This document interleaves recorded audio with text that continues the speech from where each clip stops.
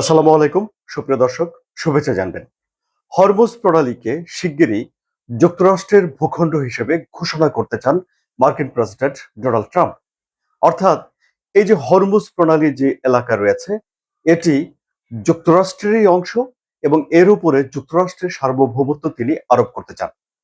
কখন থেকে তিনি এই ঘোষণা দিতে চান, এর ফলাফল কি হতে পারে, ইরান এই কথা শুনে কি করেছে, হরমুজ প্রণালী নিয়ে যুক্তরাষ্ট্র এবং ইরানের ভেতরে বিরোধের মূল কারণ কি, বিশ্বের অর্থনীতিতে হরমুজ প্রণালীর ইম্প্যাক্ট কতটুকু, এই সব কিছু আলোচনা করব এই কন্টেন্টে। আমি আরওয়ার সাদি আপনাদের সঙ্গে রয়েছে। মার্কিন প্রেসিডেন্ট ডোনাল্ড ট্রাম্প এখনই হরমুজ প্রণালীকে তাদের নিজেদের অংশ হিসেবে ঘোষণা করেননি।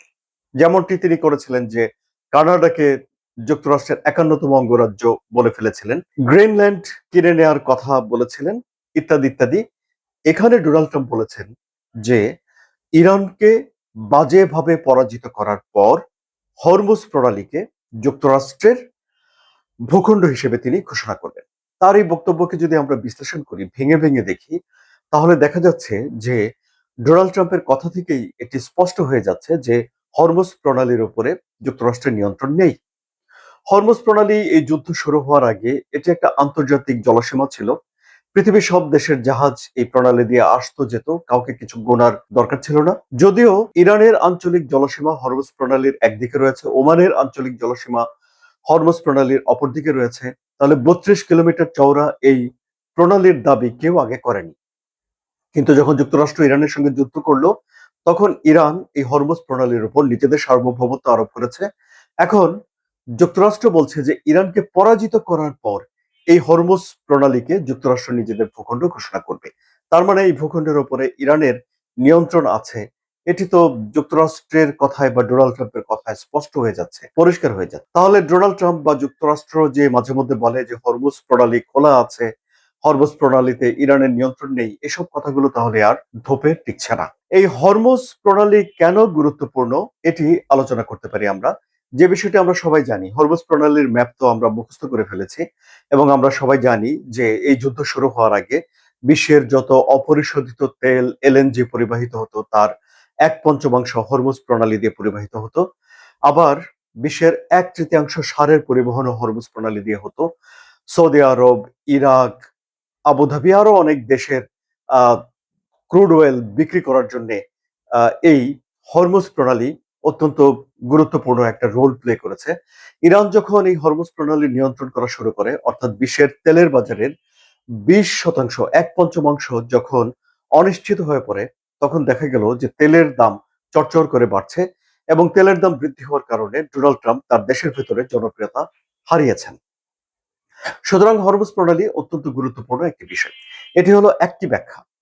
কিন্তু শুধুমাত্র কি এই কারণেই যুক্তরাষ্ট্র হরমুজ প্রণালীর দখল নিজেদের কাছে রাখার ব্যাপারে মরিয়া? না, তা নয়। আরো একটি গূঢ় কারণ রয়েছে, যে কারণটি যুক্তরাষ্ট্রের জন্য অনেক বড় ক্ষতির। কি সেই কারণ? কারণ হলো যে 1974 সালে সৌদি আরবের সঙ্গে একটা চুক্তি হয়েছিল যুক্তরাষ্ট্রের, যে যত তেল বিক্রি করবে সৌদি আরব সেগুলো ডলারে বিক্রি করতে হবে। ওপেকভুক্ত দেশগুলো তারপরে সবাই ডলারে তেল বিক্রি করা শুরু করে এবং ডলারের নাম হয়ে যায় পেট্রোডলার। ফলে পৃথিবীর সব দেশেরই তো তেল লাগে, তাদেরকে তেল কিনতে হয়। ফলে ডলারে যেহেতু তেল বিক্রি হয়, তাই সব দেশ ডলার সংগ্রহ করা এবং সেটা প্রিজার্ভ করা শুরু করে। পরবর্তীতে যখন ব্রিক্স হলো, এই ডলারের বিপরীতে একটা বিকল্প মুদ্রা চালু করার তারা চেষ্টা করলো।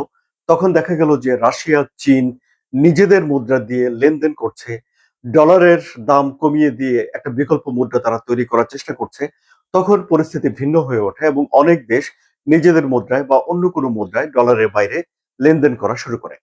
কিন্তু এখনো পর্যন্ত এই জ্বালানি খাতে লেনদেনের জন্য সবচেয়ে নির্ভরযোগ্য এবং সবচেয়ে বেশি ব্যবহৃত যেই অর্থ, সেটি হলো যে ডলার। ডলার এখনো পেট্রোডলার আছে এবং এর ফলে যুক্তরাষ্ট্রের একটা আধিপত্য বিশ্ব জুড়ে ছড়িয়ে পড়ে। আবার ধরুন, এই যে তেল বিক্রি করা হলো, এগুলো পরিবহন করার জন্য তাকে সিকিউরিটি দরকার আছে। সেই সিকিউরিটি দেওয়ার কাজটা যুক্তরাষ্ট্র করত। অর্থাৎ শতভাগ তেল পরিবহনের নিরাপত্তা যুক্তরাষ্ট্র বিধান করত সমুদ্রপথে। কিন্তু এখন এই হরমুজ প্রণালীতে যখন ইরান এসে দখল করে নিল, তখন 80 ভাগ যুক্তরাষ্ট্রের দখলে রইল আর 20 ভাগ ইরানের দখলে চলে গেল। ফলে একক বিশ্ব আধিপত্যের জায়গা থেকে যুক্তরাষ্ট্রকে সরে যেতে হচ্ছে। এখন যুক্তরাষ্ট্র এটি তো কোনোভাবে হতে দিতে রাজি নয়। যুক্তরাষ্ট্র নিশ্চয়ই তার আধিপত্য হারাতে চায় না। ফলে যুক্তরাষ্ট্র হরমুজ প্রণালী নিজেদের নিয়ন্ত্রণে রাখতে চায় এবং হরমুজ প্রণালী খোলা রাখার জন্য মরিয়া। ফলে ইরানের সঙ্গে যুদ্ধ করার আগে যুক্তরাষ্ট্র যে বলতো যে ইরানের পারমাণবিক কর্মসূচি কাটছাট করে একটা চুক্তি ইরানের সঙ্গে করতে চায় যুক্তরাষ্ট্র। ইরানের পারমাণবিক কর্মসূচি আহ যুক্তরাষ্ট্র এবং ইসরায়েলের নিরাপত্তার জন্য হুমকি। এই হুমকির বিষয়গুলো, এই আলোচনাগুলো দ্বিতীয় ধাপে চলে গেছে। প্রথম ধাপে এখন যুক্তরাষ্ট্র চায় ইমিডিয়েট হরমুজ প্রণালী খুলে দিতে। এখন ডোনাল্ড ট্রাম্প বলছেন যে হরমুজ প্রণালীকে তিনি যুক্তরাষ্ট্রের ভূমি হিসেবে ঘোষণা করবেন। তো অর্থাৎ এর মানে দাঁড়ায় যে হরমুজ প্রণালীর উপরে যুক্তরাষ্ট্র সার্বভৌমত্ব আরোপ করতে চায়। ইরান অলরেডি এর উপরে সার্বভৌমত্ব আরোপ করে বসে আছে। আবার ধরুন, ইরান হরমুজ প্রণালীতে পারাপারকারী জাহাজগুলো থেকে টোল আদায় করতে চায়। মার্কিন প্রেসিডেন্ট ডোনাল্ড ট্রাম্প একবার বলেছিলেন যে তিনি পারাপারকারী জাহাজগুলো থেকে 20% টোল বা শুল্ক আরোপ করতে চান। সুতরাং দেখা যাচ্ছে যে হরমুজ এখন একটা লাভজনক বিষয় দুই দেশের জন্যই হয়ে আছে। এখন এটি হলো এক হিসাব।